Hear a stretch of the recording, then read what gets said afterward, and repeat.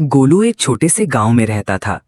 एक दिन वो स्कूल से लौटते समय खेतों में दौड़ता दौड़ता अचानक फिसल गया और एक सूखे पुराने कुएं में गिर पड़ा।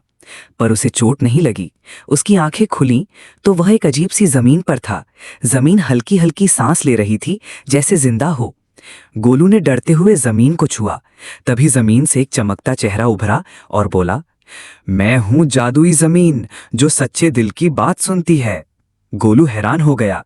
वो बोला, मेरी माँ बहुत थक जाती हैं, काश वो कभी आराम कर पाएं। जैसे ही उसने ये कहा, जमीन चमक उठी।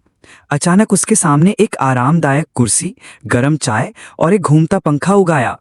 गोलू मुस्कुराया। फिर वो हंसते हुए बोला, एक बड़ा सा आम मिल जाए तो मजा आ जाए।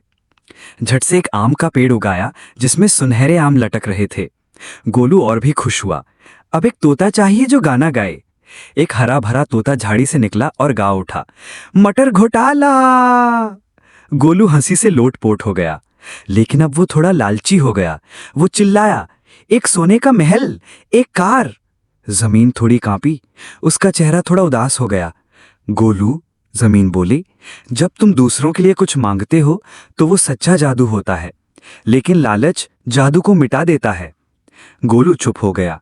उसने सिर झुका लिया। फिर बोला, माफ कर दो, मुझे कुछ नहीं चाहिए, बस मेरी मम्मी मुस्कुराती रहें, बाकी मैं खुद मेहनत करूंगा।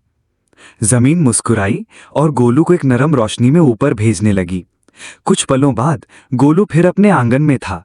उसने देखा, उसकी माँ उस जादुई कुर्सी पर बैठी हैं, चाय पी रही हैं, मुस्कुरा रही हैं। गोलू भागकर उन्हें गले लगाता है। पीछे कुआं अब भी चमक रहा था और दूर एक नया बच्चा उसे देख रहा था। जादू तब होता है जब हम दूसरों के लिए सोचें।